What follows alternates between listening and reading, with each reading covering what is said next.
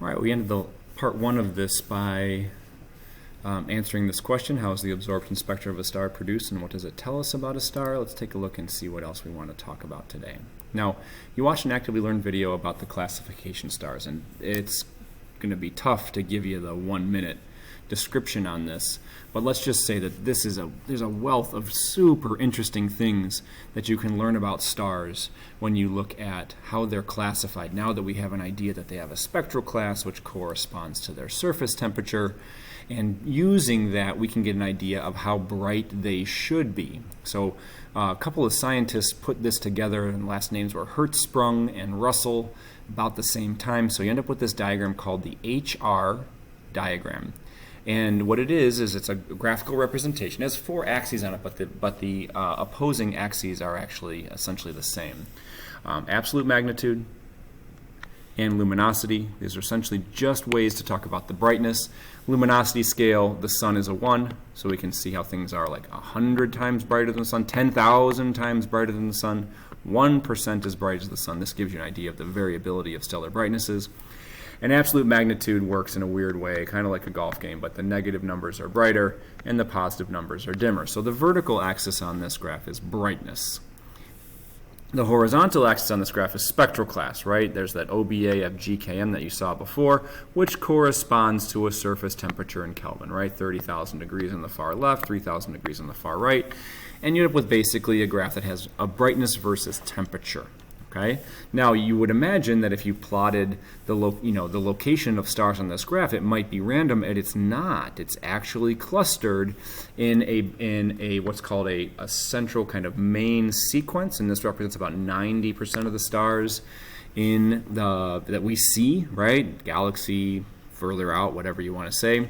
And then you have these groups of stars that are off the main sequence, white dwarfs and supergiants and giants, and you can go into tremendous detail with these if you like. Okay, so what's neat about this is that the main sequence essentially represents stars when they are fusing hydrogen in their core. This is where stars are located, right? And this is a vast majority of stars. They are in the productive, normal portion of their existence, right?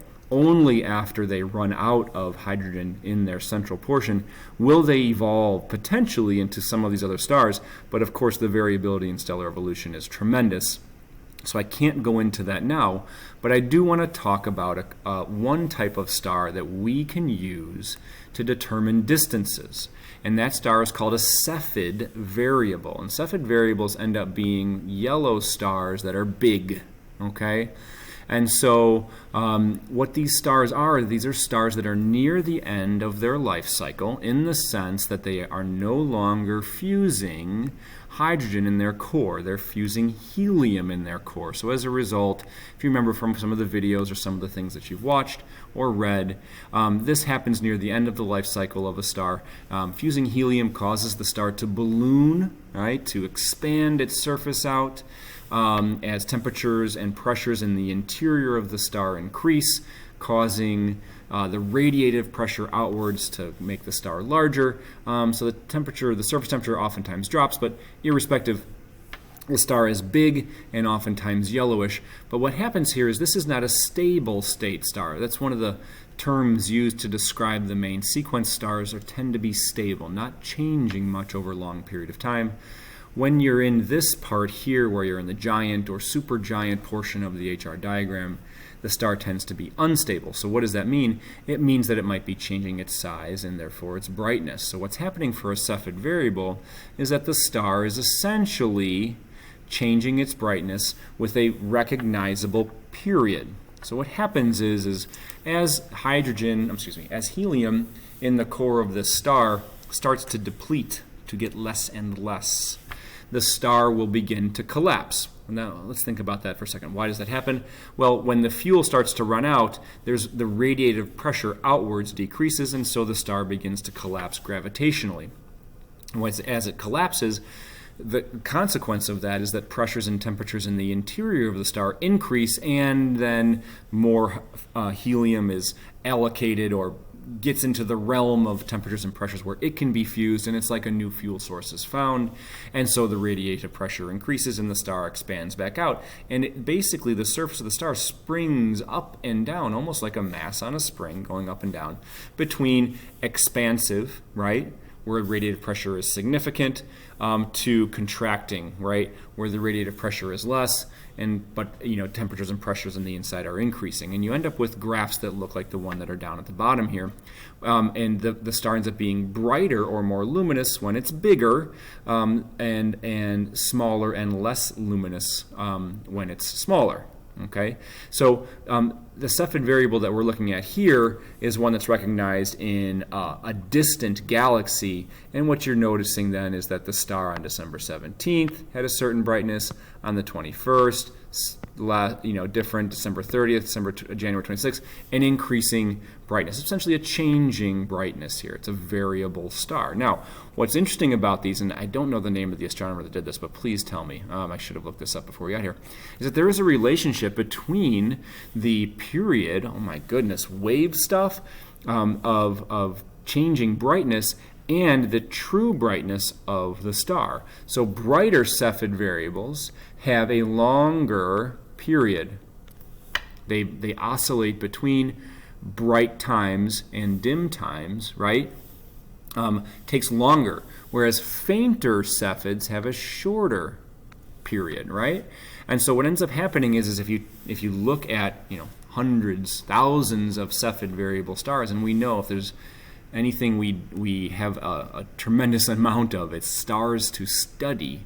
What you end up with is being able to make a plot of the period for a Cepheid variable and its brightness. Okay, good. So now what you can see here is that the star, its average brightness, right, how bright it should be, is related to the period of time it takes between its brightest and its dimmest times. Okay, so great.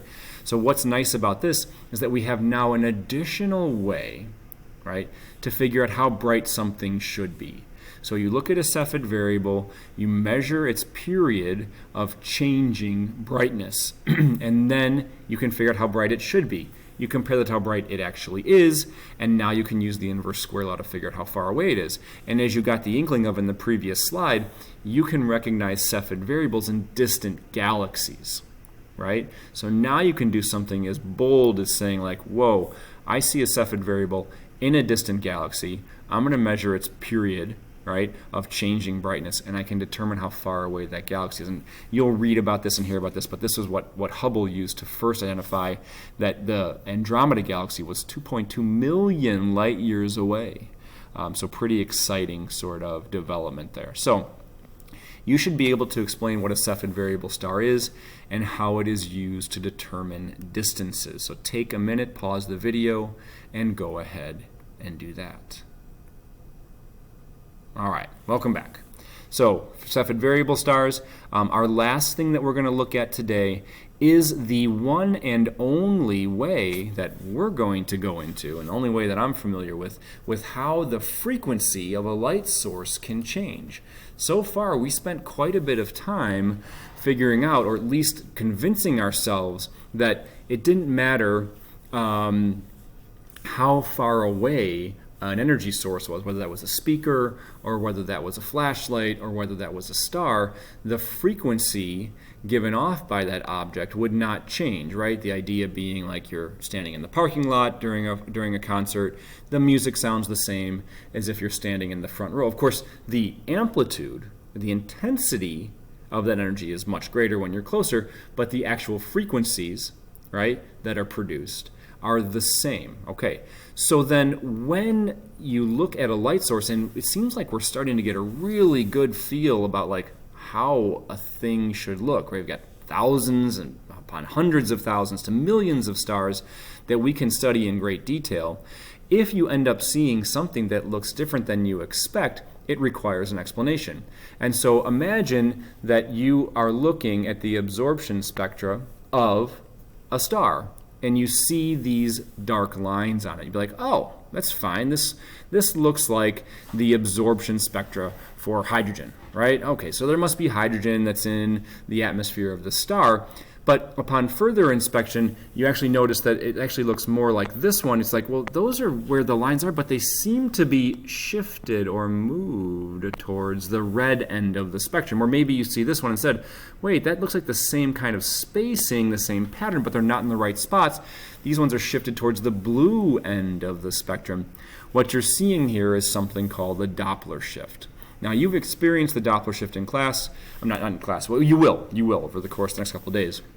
You've definitely experienced it in your day-to-day, which is when you have a fundamental understanding of what something should sound like, but that thing is moving, and therefore it sounds different. The best example is like an approaching train whistle, right? You have an idea of what this should sound like, but as the train approaches, it sounds higher pitched than you would expect, and as the train recedes away from you, it sounds lower pitched than you would expect. This is the Doppler effect. It happens when stars have an orbiting exoplanet. The